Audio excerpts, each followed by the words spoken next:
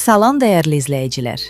Bugünkü videomuzun mövzusu çoxlarımızın həm gündəlik yeməklərdə istifadə etdiyi, həm də faydası ilə seçilən bir göyərti olan keşnişdir. Keşniş təkcə yeməklərə xüsusi dad vermir, həm də bədəndə toksinləri atmağa kömək edir, həzm sistemini gücləndirir, qan şəkərini tənzimləyir və immuniteti möhkəmləndirir. Amma bir çoxlarının bilmədiyi vacib məqam var. Keşniş düzgün istifadə edilməyəndə zərər də verə bilər. Buna görə də videonun sonuna qədər bizimlə qalın ki, həm keşnişin faydalarını, həm də kimlər üçün təhlükəli olduğunu sizlərə ətraflı izah edim. Lakin videoya keçməmişdən qabaq, sizdən xahişim bundan ibarətdir ki, videonu bəyənməyi və paylaşmağı unutmayın ki, bu dəyərli məlumatdan hər kəsin xəbəri olsun.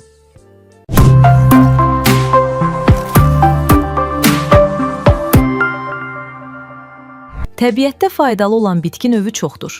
Belə bitkilər arasında ən çox faydalı olanı keşnişdir. Keşniş xüsusilə müalicələr zamanı dərmanlarla yanaşı istifadə edilir. Keşniş həm yarpaqları, həm də qurudulmuş toxumları ilə istifadə olunan bir bitkidir. Yeməkdə və ənənəvi təbabətdə həm yarpaqları, həm də toxumları fərqli məqsədlər üçün işlədilir. Son zamanlar hər kəs bu bitkinin faydaları ilə maraqlanır. İnternetdə araşdırma apararaq, onu harada istifadə etməli olduqlarını öyrənməyə çalışırlar. Bəs keşnişin faydaları nələrdir? Keşniş harada istifadə olunur? Məlumdur ki, keşniş ortopedik xəstəliklər üçün faydalıdır. Bu səbəbdən keşniş alternativ müalicələrdə geniş istifadə olunan bir bitki növüdür. Keşniş dəri üçün də çox faydalıdır. Dərinizdə iltihab və ya sızanaq varsa, keşniş istifadə edərək dəri sağlamlığınıza müsbət təsir edə bilərsiniz. Keşniş antirevmatik xüsusiyyətə sahib bir otdur. Bədəninizdəki və dərinizdəki revmatizmi keşniş ilə müalicə etmək mümkündür. Keşniş yemək bədəndəki xolesterolu da tarazlayır. Buna görə keşnişdən istifadəni həkimlər də tövsiyə edir. Keşniş qan təzyiqinə də yaxşı təsir edir. Qan təzyiqi normal olmayan insanlar üçün keşniş istehlak edilməsi tövsiyə olunur. Keşniş hipertoniya xəstəliyinə yaxşı təsir edir və bədəndə artan qan təzyiqini normal səviyyəyə endirir. Bu bitki eyni zamanda sümük sağlamlığı üçün də faydalıdır. Osteoporoz və ya digər sümük xəstəlikləri üçün keşniş istehlak edilməsi məsləhət görülür. Tərkibi kalsium ilə zəngin olan keşniş böyüməyə də kömək edir. Sümüklərdə zəiflik də keşniş ilə müalicə olunur. Bu səbəbdən keşniş istehlakının sümük sağlamlığına müsbət təsiri var. Keşniş ağız xoraları üçün də çox faydalıdır və ağız xəstəliklərindən şikayətləri olan insanların istifadə etməsi tövsiyə olunur. Ağız xoralarına səbəb olan amilləri ortadan qaldıran keşniş sözün əsl mənasında antiseptik bir maddədir. Keşniş iştahası olmayan insanlar üçün də tövsiyə olunur. Keşniş qadınlarda menstruasiya pozğunluğunun müalicəsi üçün də tətbiq olunur.